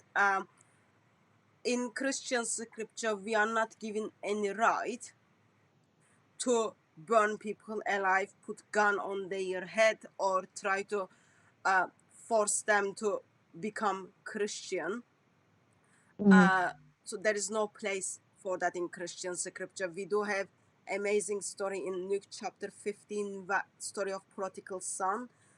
Son not only makes a decision to walk away, but in that culture, it's like awful decision you will ever make. Yet, father doesn't send anyone to go and kill the son. Father waits for son to come. While Yeah. Islam is ideology based on fear, which we see it's very successful, but Christianity based on freedom and love. So God doesn't want, Lord Jesus Christ doesn't want anyone to love him because that person has been forced. Lord Jesus Christ doesn't want anyone to have a gun on her or his head to confess that they believe Jesus is Christ. Because that is not true love, and there is no place for that in Christian scripture given to human beings. Judgment will be done by God himself, but not by us. And in the future, as you look at the teachings of Christian scripture, my prayer is that you will meet with this God who is awesome, who is delightful, who is so perfect. And in his perfectness, he gives all of himself to humanity. That's all it is. And he doesn't force anyone to stuck with him. He doesn't force anyone to just beg him because individual is forced. There is full freedom, there is full true love, and it is just amazing goodness of God. But I've been very intentional to not comment on those kind of things. That's okay. Just practical question. You might know the answer to this question. Okay. When an individual decided to become a Muslim, so when people born in Islamic family, in Muslim family, man has to go through the circumcision. And in Yeah. some part of the world, females has to go through that as well. When a, let's say, white British man in his 40s become a Muslim, do they Uh-huh. get circumcised? I don't think he has to, but I think it is preferred because we have a story, well, it may be a biblical story as well. You'll have to correct me on it or not, but Abraham circumcised himself when he was very old. So it's said that it's preferred, but I don't think he has to. Am I wrong to understand, according to Islamic tradition, circumcision has nothing to do with Abraham? It is all about the cleanness. Oh no, it's absolutely to do with Abraham. That's where it Uh, started. it is started according to Christian scripture, but in Mm. Islam, Muhammad's reasoning is because it is the cleanness. Muhammad doesn't No, teach that as a covenant. I think that the reason why well, first of all, Muhammad copied a lot of Jewish scriptures. I mean, he doesn't really change much Fake. about that. He I mean, he's got copied Moses, he's fake got Jewish Abraham. scripture. He copied fake scriptures. Yeah, he's Yeah. copied the fake ones and he made them true or whatever. But I do think that the original reason for why Muslims circumcise is because of Abraham, and the reason why Muslims say it's because of cleanliness is because there are very few benefits to circumcision. Um, there is some benefits in terms of men. There are none in terms of women. There are very few in terms of men, but it's absolutely not necessary. So they will say, "Oh, it's we do it for cleanliness," but I still don't see the logic of putting a child through that, like putting a baby through that, because I think Muhammad advised that babies should be circumcised and named, well, boys should be circumcised and named on the seventh day after they are born. Um, I don't want to have this debate, but I would be challenging you that on. I would be challenging you on that because, so in Christian scripture, Mm, circumcision is covenant God makes between Himself and Abraham. Okay, that's the covenant right. promise takes place. In Yeah. Islamic scripture, with my limited studying, that circumcision is all about. It is all about cleanliness. It does not Mm, refer the covenant which has been made in Jewish scripture, as well as you get to see Muslims are getting like probably your brother got circumcised before he turned to like 10 or 11 something that. So yeah. it is not on the 8th day or on the 7th day. So that's, Yeah. yeah, there is circumcision, but it is completely different purposes. It could be. This is just what I learned. Okay. This is what I remember. And in Christian scripture, with the fulfillment of Sorry. Jesus, we do not practice that. So, Okay. you adults, when they convert to Islam, they are encouraged to do so. Mm. Is that what you are saying? Yeah, I think that I don't think anyone talks about it, but from what I remember, because I asked this question before, because I felt like being silly that day. I think my father's initial reaction was, "Why do you want to know that?" And then I was like, "Well, I asked a question. What's the answer?" And he said that it's probably preferred, but it's not going to be forced because he's an adult, Okay. Uh, which is so that backwards means to me. this is nothing personal again. That means, especially men's, Yeah, keep away from Islam. yeah. It is painful things happening there. Keep away from Islam. Um, okay. I think I am aware that I missed some questions, but I can't do much about it because the questions I missed. Um, okay, have you got your last thoughts or your last comments? Just that I'm glad that I did this, and I'm really happy to be here. Thank you for giving me this opportunity. It's been really good. Well, I am grateful that you made yourself available for us, but I'm also grateful that you felt comfortable to share your story because I am confident that there are hundreds of people, even thousands of people who are there, Yeah. who is in the same situation, and they just need little bit encouragement to say, yes, it is okay to Mm. choose the truth. It is okay to give up Islam, and you will be encouragement to them. So therefore, I'm grateful, and I'm sorry that there were the moments I made you emotional. Don't take that personal. No, no, no, If no. you That's need, absolutely fine.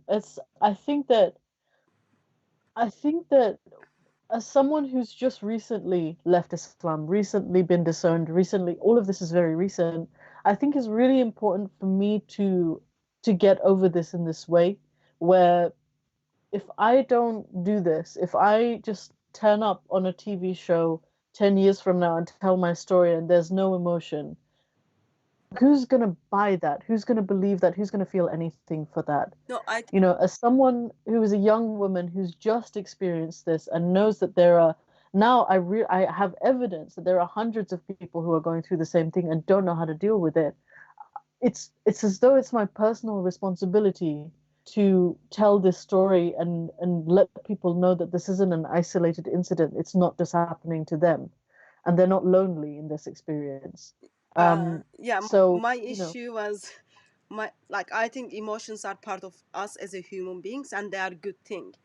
Um, my issue is I'm not good at dealing with them when people express their emotions. So uh, that's fine. I'm next not good time at dealing with them. when we meet face to face, I will make sure I bring someone That like when you need someone to give you a hug, that person can do that while I am there. So we do express things very differently. And I had a sister in my team called Lizzie. She's the one like who steps in and then gives hug people when they are in need of it. So hopefully next time we will practice that. Yeah. I just want to kind of express a couple of things for those of you watching. Islam is, in very nice way of putting, is worse than ugly. As an ideology, it is very, very ugly ideology, beside being antichrist and all those things.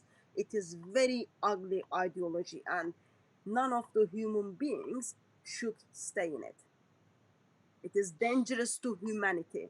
It is not only dangerous to Muslims, but it is also dangerous to humanity. It is dangerous to ex-Muslims. And I am aware there are lots of people are leaving Islam, and statistics are showing converts are leaving Islam as well. But I am aware those who didn't have a choice to born into another religions or born into another family, yet you born into Islam and you had to follow Islam. There is a way for you to get out it. Investment you are making is for your eternity. Investment you are making is for your life. And as Faye said, it is worthy. It is worthy to make a decision to say Islam is a false ideology and I don't want to have it.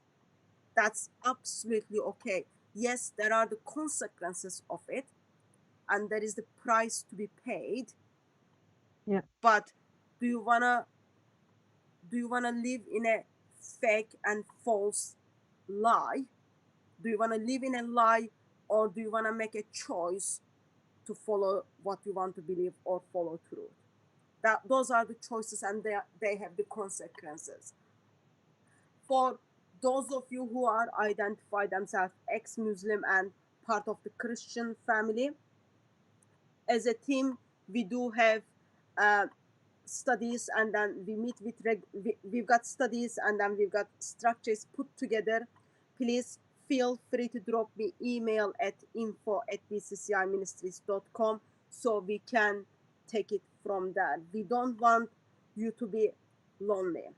We don't want you to be lonely Christian who is struggling expressing the life with Jesus, because there is no place for that in Christian scripture. But we know there are the consequences of it.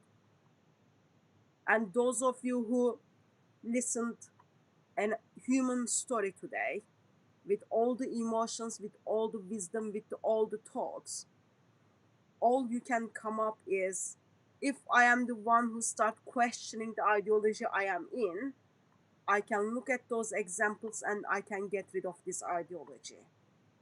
And there are ways for you to be looked after. Those are like, don't stay in something that you believe it is false, or don't stay in something you believe in something is not you, that you are forced to stay in it. It has a price to be paid, but I am Christian and I believe it is worth the price to be paid. And Faye is atheist, ex-Muslim. She believes it is worthy. It is worthy to give up this ideology in the sake of identifying it as a false ideology. For me, I have perfect example to follow. So if you are out there and if you are thinking, oh, how I can give up this ideology, just drop us email and then we can follow that up. Faye, there was a question on what is name of your YouTube channel and your social media for people to follow it up.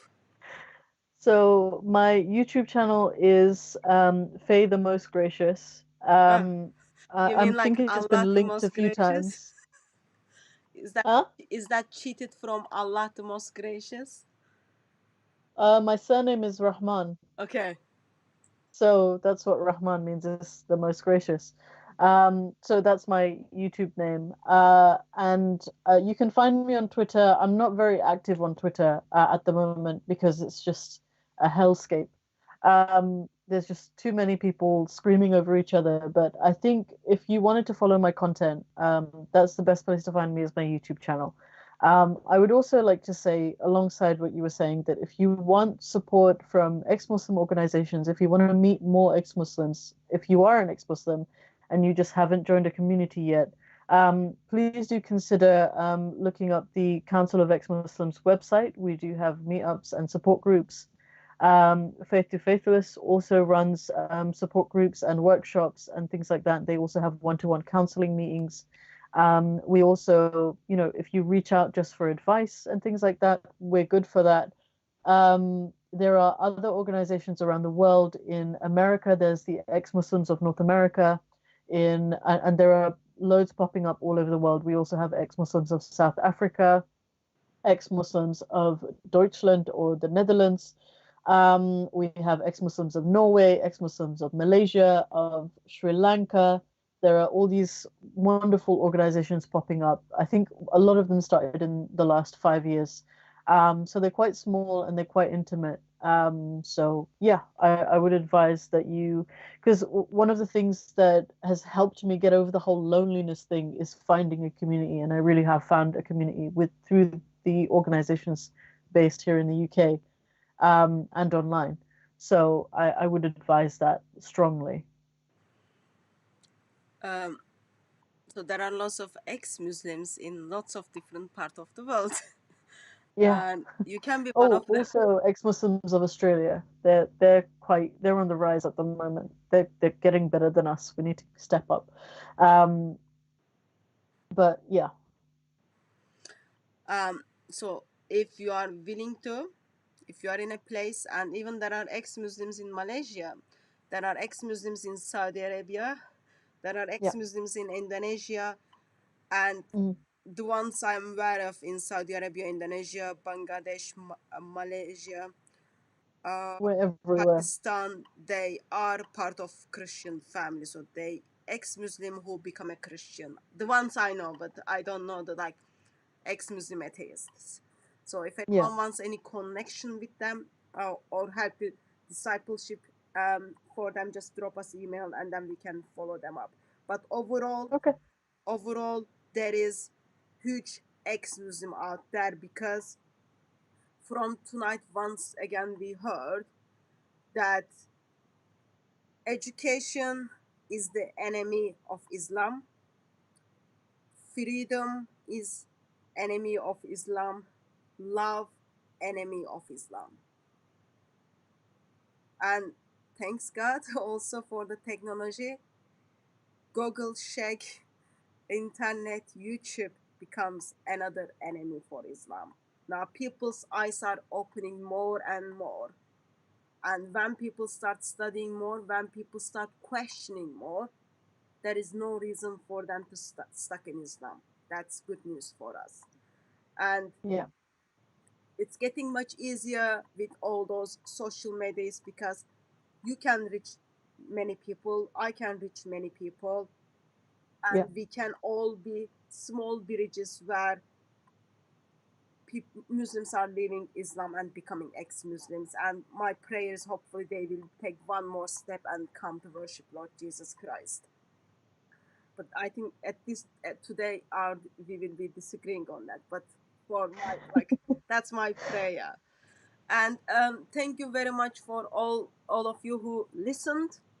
And I just want to express once again, if I didn't express well, I'm very grateful for you to bringing yourself fully, expressing and telling us your story and encouraging many people. So I really, really appreciate for that. Thank you very much, Faye.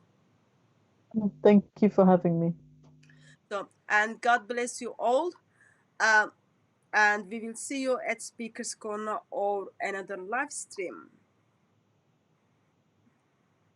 All right.